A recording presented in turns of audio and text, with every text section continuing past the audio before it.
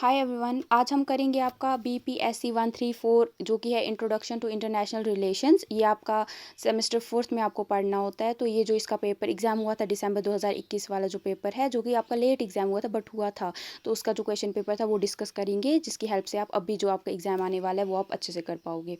तो यहाँ पे आपको 5 सवाल करने थे कोई, तो टोटल आपको 8 दिए गए हैं, कोई 5 करने थे 400 वर्ड्स में, ठीक है।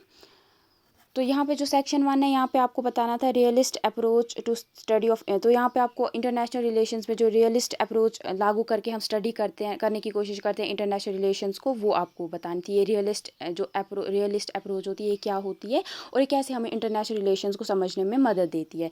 फिर था आपका explain the notion of national interest and its elements. तो नेशनल इंटरेस्ट क्या होता है और इसके क्या एलिमेंट्स होते हैं।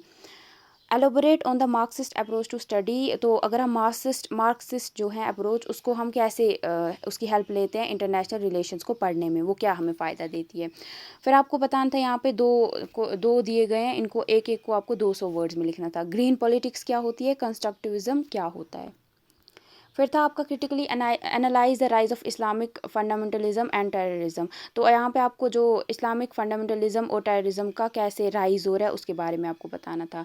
Discuss glasnost and perestroika policies of Gorbachev. तो इन्होंने जो ये गॉर्बेचोव थे, इन्होंने जो ये दो पॉलिसीज़ अपनाई थी, ये क्या थी, इसके बारे में बताना था आपको।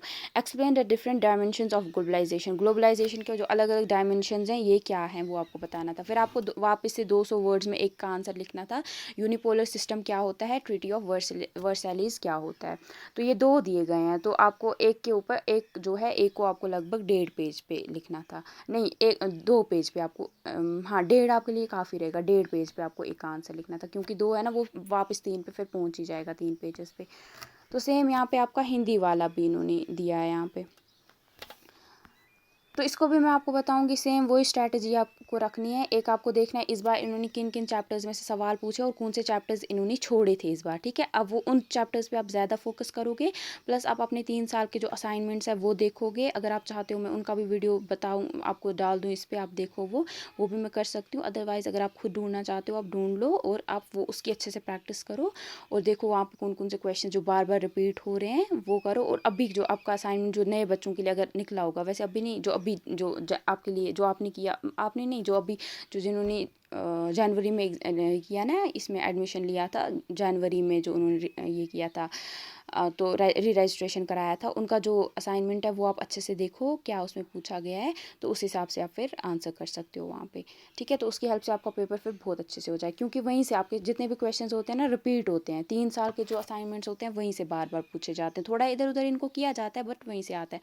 और इस चैप्टर जो ये पेपर है आपका, यहाँ से भी कुछ आपके जो क्वेश्चन है वो रिपीट होने के चांसेस बहुत ज़्यादा हैं। तो आई होप आपको इससे थोड़ी हेल्प मिली होगी।